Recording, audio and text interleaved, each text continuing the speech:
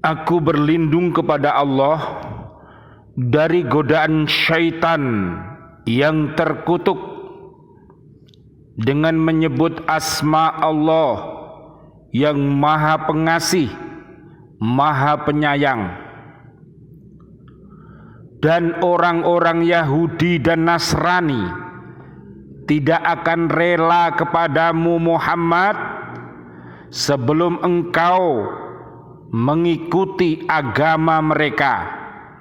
Katakanlah, sesungguhnya petunjuk Allah itulah petunjuk yang sebenarnya. Dan jika engkau mengikuti keinginan mereka setelah ilmu kebenaran sampai kepadamu, tidak akan ada bagimu pelindung dan penolong dari Allah Subhanahu wa ta'ala. Maka tinggalkan harapan memperoleh kerelaan mereka.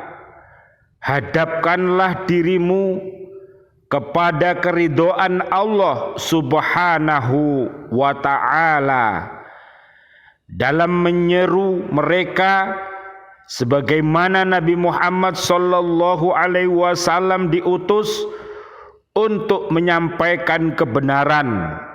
Mayoritas ulama fikih mengatakan bahwa mereka tidak akan ridho hingga terwujud satu agama, yaitu kekufuran. Na'udzubillah summa na'udzubillah. Orang-orang yang telah kami beri kitab, mereka membacanya sebagaimana mestinya.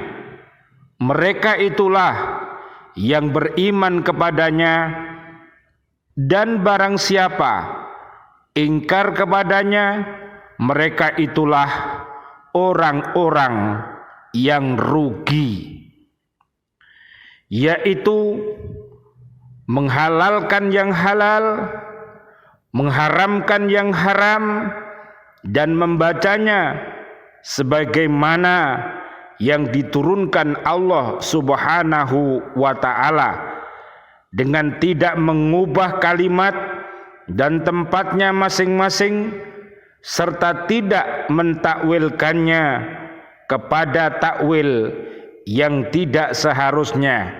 Mari kita baca Al-Quran dengan haqqa tilawatih, sebagaimana ilmu tajwid, membaca Al-Quran dengan tartil, kemudian memahami maknanya dengan tafsir yang benar, mengamalkan serta mendakwahkannya.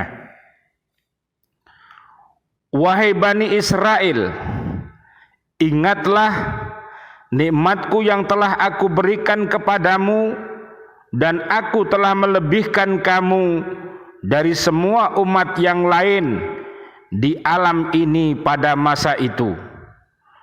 Dan takutlah kamu pada hari ketika tidak seorang pun dapat menggantikan, membela orang lain sedikit pun.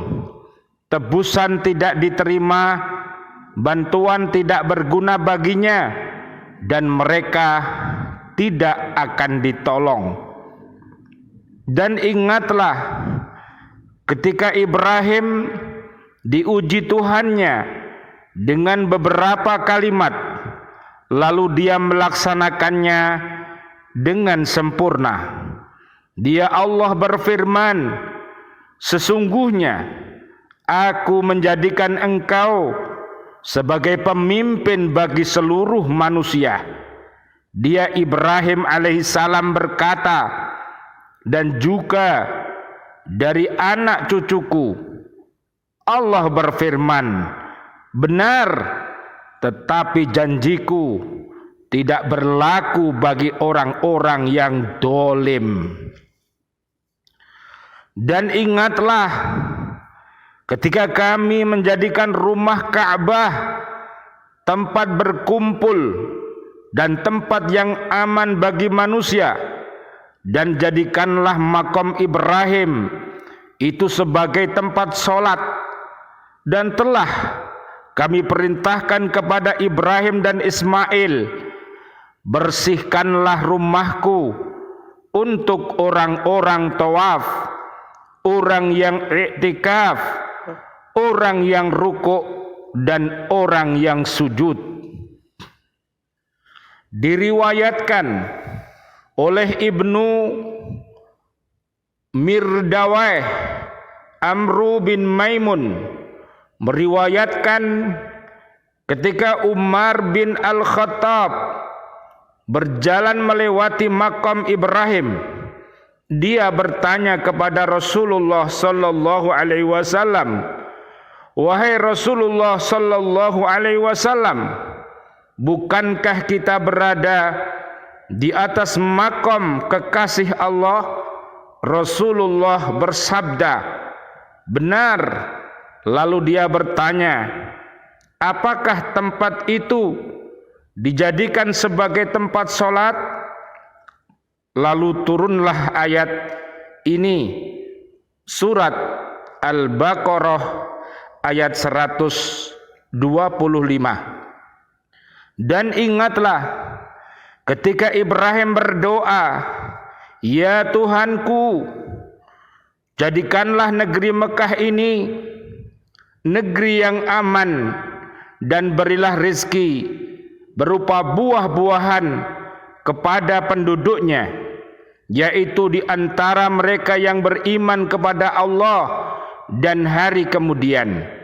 Dia Allah berfirman, "Dan kepada orang-orang kafir akan aku beri kesenangan sementara, kemudian akan aku paksa dia dalam adab neraka, dan itulah seburuk-buruk tempat kembali." Maha benar Allah dengan segala firman-Nya, dan dialah yang maha agung. Wassalamualaikum warahmatullahi wabarakatuh. Waalaikumsalam warahmatullahi wabarakatuh.